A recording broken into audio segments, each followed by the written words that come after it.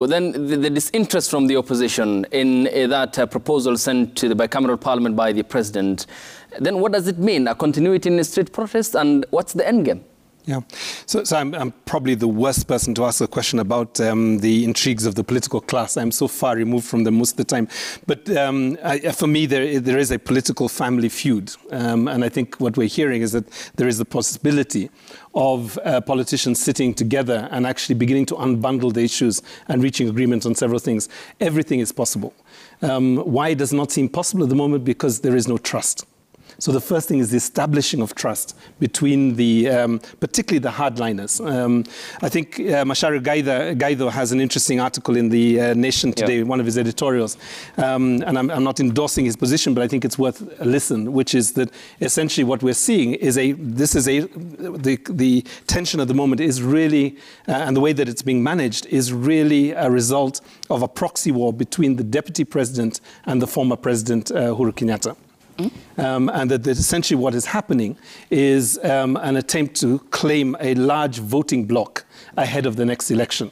And that's why there is a constant poking and targeting of the former president and the family.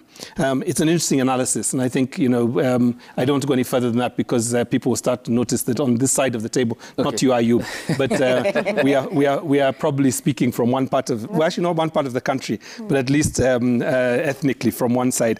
But I think there is an important argument to make there. There are lots of agendas happening, but the most important agenda has to be the pressure that must escalate over this weekend around dialogue. I mean, let's just discuss who has actually been speaking on this issue. Yesterday, the National Teachers Union spoke and called for dialogue. We've had religious leaders consistently every day, probably on Citizen 3 times a day, calling for dialogue. We've had lawyers calling for dialogue. We've had the business community under KEPSA calling for dialogue. The diplomatic community has called for dialogue. Senator Chris Coons managed to divert his flight from Dar es Salaam back to Washington to come to Kenya to talk to the leaders. The Center for Multi-Party Democracy has called for dialogue. The journalists are calling for dialogue, and the Foreign Press Association is calling for dialogue. The African Union has called for dialogue.